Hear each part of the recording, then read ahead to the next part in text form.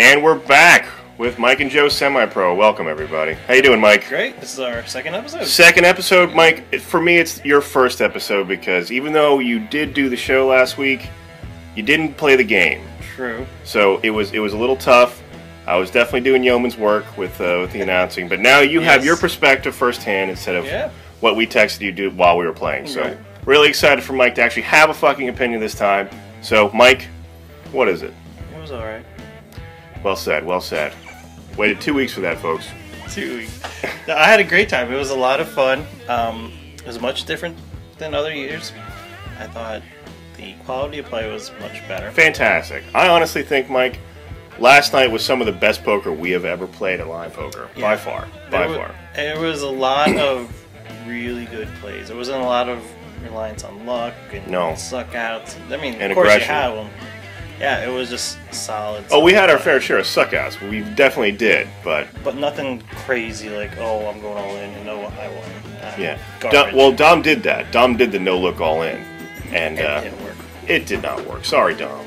Hey, congratulations to Markian for his first win in a very long time. Well done, buddy. Well done. Very well played. I have my interview with him later in the show, but for now we want to definitely get to our next segment. Welcome, Dom, to the show. Dom, thank you for being with us today. No problem. Appreciate you coming into the studio. I know a lot of people are really curious to see your perspective on the new structure for Line Poker this year, just because you actually haven't been doing so well so far this season. The first guy out both weeks. What is your opinion on the new structure? New structure's fine. It's just I got to start playing better. There's no way fans or buts about it. Because we have more chips, do you feel that that's hindering your style at all? Not at all. Everyone has the same chips. Some people do feel more aggressive having a bigger stack, but over the average, I think it'll even out. I don't see it really being a problem right now. I just have to start playing better. For myself, at least. Okay. Going forward, what's your new strategy for Line Poker? Fold a little more. If I'm taking the risk, no, I'm not going to be blinded out. But that's about it. I mean, hopefully get a little luckier, not getting domed by someone else. Other than that, that's about it. The other thing you didn't do is you did only, I think, one time your no-look all-in. How did that work out for you? Do you plan on doing more of that in the future?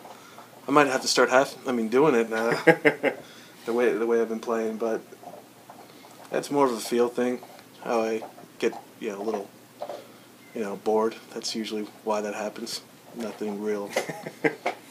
All right, well, maybe the board strategy will work next time. Maybe. All right, good luck to you, Don. Thanks for being with us today. Thank you. Okay, here we're with Trey Oswald, our commissioner.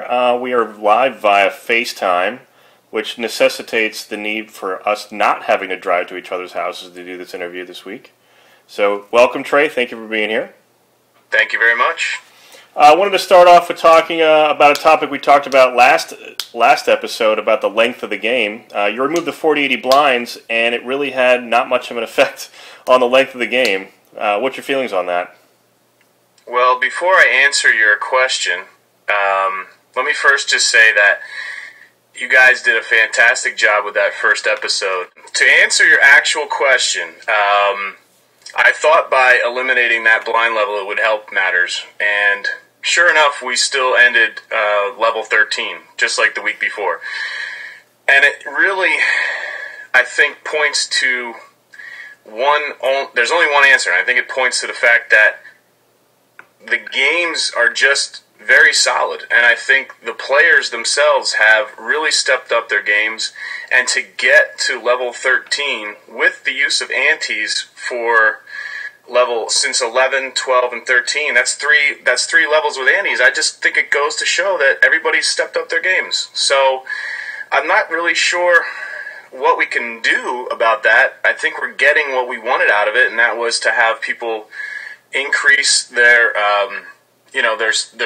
change up their styles of play, increase their actual performances of play. So I think we're getting what we wanted out of it at the end. That's great. Have you considered maybe moving the antes up further in the blind structure? Actually, I have considered moving the game up to an 8 o'clock start. I think if we bumped up 15 minutes and went back to 8 o'clock instead of 8:15, that may actually help. And I think we're going to let it ride for one more match and see how it goes. What do you think of the new structure? You know, different people being at the final table as opposed to last year consistently. What's your feelings about how we structured the game, the new game, and how that's affecting the play this year? It's a great question. I kind of glanced over the stats. I usually do here and there just to keep up with it. But I think there's only 4 players that have actually made the final table in both matches. So to have to have it mixed up like that and have only 5 players make it to the final table both matches shows that there's some depth in the club on the roster. And I think it shows that there are players that are still actually trying to get adjusted to the new structure. I really do think that the new structure is getting the most out of each player, and it's going to be a dogfight to the very end with this, and we have a long way to go. Well, thank you, Trey, for being with us via the internet. I appreciate it, and I hope to see you next week at the table. Absolutely. Looking forward to it. We're off to a great start, and like I said, you guys do a great job with this, and it's fun. It makes it fun. So thanks. Thank you. Welcome to the second week's installment of the Fantasy Minute, hosted by yours truly, Tim Kramer, the current fantasy point leader. So, some interesting things happened in week 2. Number 1 being me picking Markian, the long shot dark horse to win, but he did. And now I have pulled in my second win of the season and am in first place. Josh, interestingly enough, was the only person to take Mike in his Lion Poker debut, who managed to pull off a solid second place showing, which basically moves Josh in the middle of the pack overall in terms of fantasy points. Trey and Joe seem to be employing the same picking strategy. They are currently tied for second overall. A couple of interesting notes on the season as a whole. In both weeks, 3 people made up for 52% of the vote. So basically what that means, in week 1, 52% of the group picked Cody, Steve, or Tom to win. And in week 2, Josh, Kathy, and Greg got the nod. Interestingly enough, none of those people won. The other interesting note is that in both weeks, one person picked themselves. Another strategy that does not appear to be working. Other than that, that's about a wrap. See you next week. We're here with Markian Fedori. Thank you for getting that right. You are welcome. Congratulations. This is your first win in how long? It's been a while. It's been too long. Dale Earnhardt Jr. of Fantasy Poker, or Lion Poker, rather. Good job, buddy. So what was, you had, Mike had a 2-to-1 chip advantage on you tonight. How did you beat him? Just kept on wearing him down. I was watching Susan and Mike go at it. Just picked my spots. Yeah, good job, man. Mike does suck, though, so that's good work, though. You know. I'll take your word for it. He lasted 3 hours in the World Series. I lasted 4. It's no big deal. Nobody's counting. Yeah, I'm sure you're not.